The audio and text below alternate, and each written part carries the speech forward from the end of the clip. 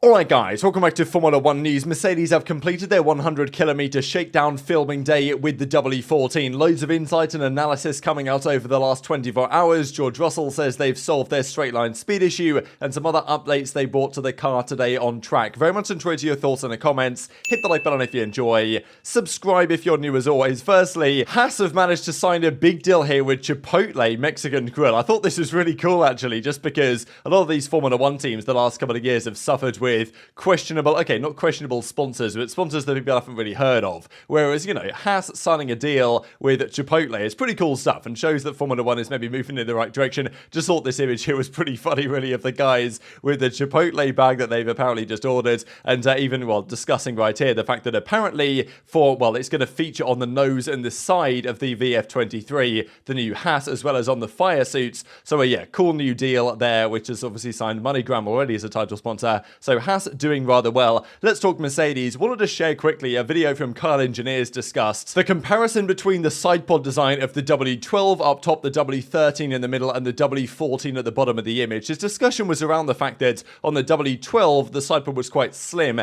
They kept that idea, of course, going into the W13 with just the side of the car tapering rapidly towards the rear, whereas the W14 actually stays wider for longer. This is kind of what Ferrari do a little bit more. Of course, Ferrari's front of the side pod is very different. Mercedes effectively have the side pod mounted vertically. Most other teams have it mounted, for Ferrari, for example, horizontally, but they do have the sloping back, actually more Ferrari-esque in a way nowadays, which should help with cooling, but also the discussion from Kyle was that it might keep the wake of the front tyres wider for longer, which might mean that it kind of helps them hit the back of the car at a better point. We might see that in a second here with some of the images, because today it was wet at Silverstone, so we got to see some of the vortexes generated by the floor and the underside of the W14 and see kind of how that wake interacted with the side pods. Now, look, I'm not an aerodynamicist, but, so I guess we'll just leave it there for now. But obviously, different thoughts are welcome in the comment section below. Just to mention, I didn't really see this top image much yesterday. Does this not look like the Batmobile? You know what I mean? Like the way these, very aggressive angling at the frontier of the floor. Like, I don't know, crazy stuff. Looks fantastic from above. Look good on track as well. If it is as fast as it looks, then,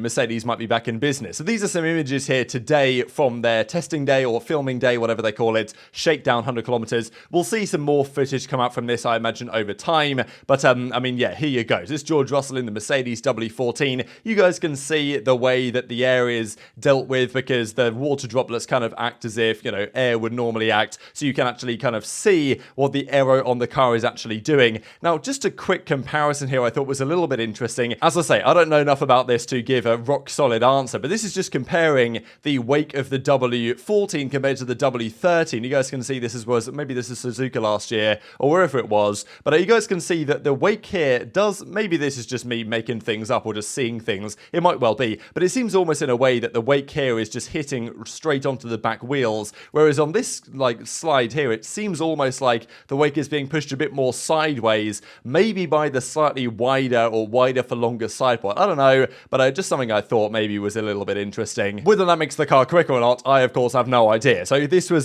some of the filming they were doing here. So you've got this car and you've got even Bono, I think, right, is in the back window there having a look at the W14 on track, and they've got the camera, all this type of stuff. And there was also Hamilton also had, of course, his chance in the car today. I think they probably split it about 50-50 between Hamilton and George Russell, did probably about 50k each. And this for now is pretty much the only video we have of the W14 on track. So I'll put it big screen for you guys to just check it out and, analyze every single pixel of detail to see what's going on. Is it porpoising? Obviously this is relatively low speed coming out of, I believe this is coming out of Luffield, right, heading down towards Copse. This isn't like the main straight. I think this is different over here on the main straight. So, this used to be the old start-finish straight, right, but this is all we've got, right? So W14 coming along. Is it fast? Is it faster in a straight line? What's the wake of the car doing? You can look at some, the camera's quite high quality. You can see, to a degree, some of the vortices coming off the car here. So interesting to at least look at and analyze, but the car at least looks good on track. Now, today, their issue we discussed yesterday has been apparently resolved.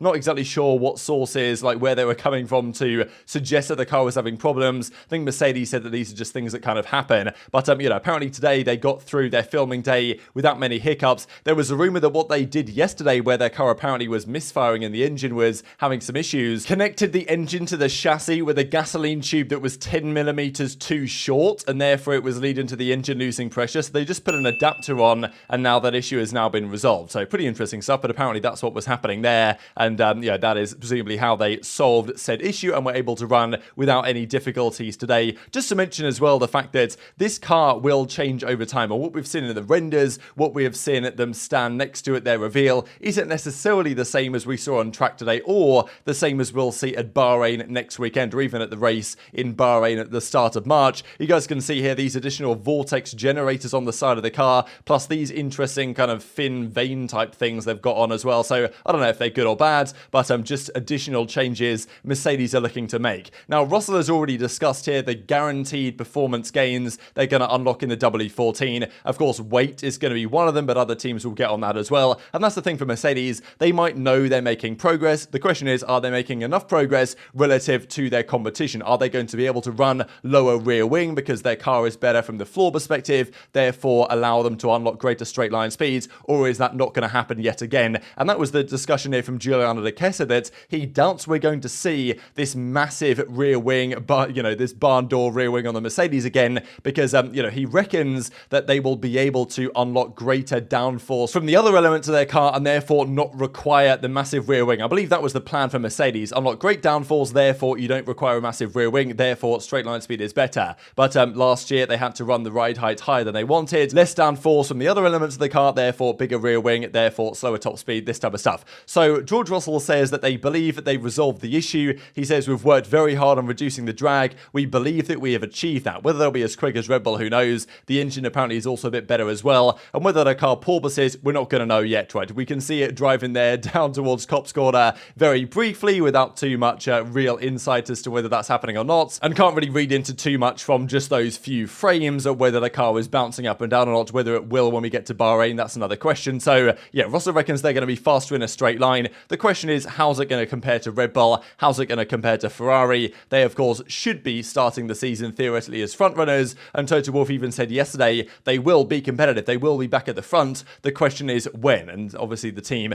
still doesn't know. But Russell goes on to say, we have done the most we possibly can with the information we learned from last year. I'm confident in that, happy with the way we're working. Will we be able to solve all the issues? That's a big question, but they believe they've done the most they possibly can in the time span available. And also the discussion has come out since that we talked about it yesterday, that in addition to some other changes that maybe are going to help the straight line speeds, they've also adopted what Red Bull were able to do last year by dropping the rear of the car down somewhat at high speeds to enable a higher straight line speed. Now, Mercedes, of course, introduced this with the DAS system, right, in 2020 on the W11, which enabled them to, change the rear of the car at higher speeds to kind of drop it down and gain some degree of advantage. Now, I guess Mercedes maybe didn't have the time to really introduce that last year, or Red Bull found a new innovative way to do it. But, they said yesterday, Mike Elliott, that they've completely redesigned on the W14 the rear suspension, and I guess that's one of the key elements where they're going to try and unlock some higher straight line speeds, where they were so good, of course, in the 2021 season. But, of course, last year it was definitely the way of Red Bull that was superior in a straight line. Russell responds to this, and any body language experts out there, I'll just share this 16-second clip of George Russell saying, it's all good. It's, had a good time in the car. He blinks how many times in how many seconds.